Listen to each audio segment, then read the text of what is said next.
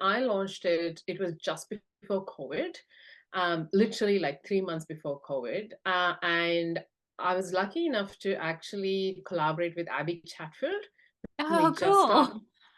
Yeah, she was just out of Bachelor, and she was really, really kind of pretty famous in Australia back then. Like Mm. she still is, but yeah, so that was her first time she was stepping out in the limelight.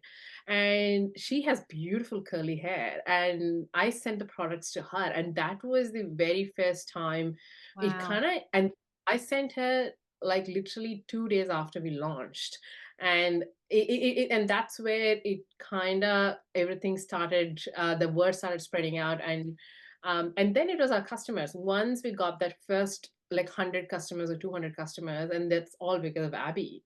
Wow. And those 200 customers then ended up like talking about the products to other people. And yeah, it kind of started from there, definitely. And then COVID, people did everything they could possibly do when they were at home, to improve their skin, their hair. And our product is perfect if you're staying at home. And yeah, it just totally helped. I mean, Wow. it's sad to say that, but yeah, like a lot of brands did really well during COVID. And I think that Mm. now everyone knows it. Like COVID was a good Yeah. time. Well, it is really interesting. I think it worked for some people and other people not so much. Like it's just the whole like economy shifted, consumer behavior shifted, so everyone's Yeah, priorities just shifted overnight. And you're spot yeah. on. There's so many brands that just absolutely skyrocketed through COVID. Yeah, definitely. And after COVID, I got pregnant. I had my first baby. Yeah. Um, and that's when the business definitely slowed a little bit because I wasn't in it as much as I wanted to, but also I didn't want to. Yeah. I had other priorities. And now I am like literally like this year is probably the first year I'm like fully back into it. Like Mhm. my daughter is now 2 years old, and I finally have some time where I can think and work in blocks of time instead of like 10 minutes here and half an hour here.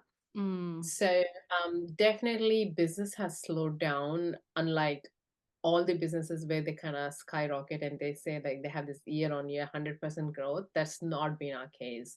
2023 we only had like 7% growth compared to 2022.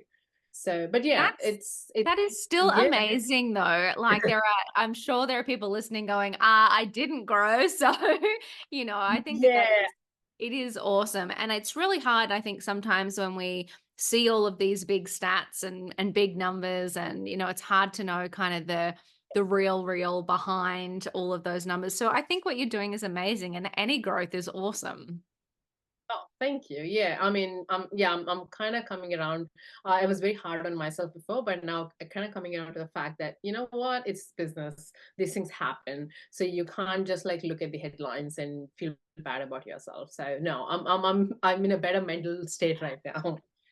Good, I'm glad. But because it's really interesting as being the business owner, especially as women, when we go through these life changes, like having kids, it's Yeah, huge. Like they are both multi full-time jobs. I know. Oh my God. Yeah, absolutely. Like there needs to be more talks about how, motherhood changes so many things, and especially as a business owner, how much more harder it gets. Mm. But yeah, that's for another podcast. That's an Yeah. entire episode. Yeah, Yeah. exactly. That's a whole nother hour in there. No, Yeah. it's Yeah. it's so interesting.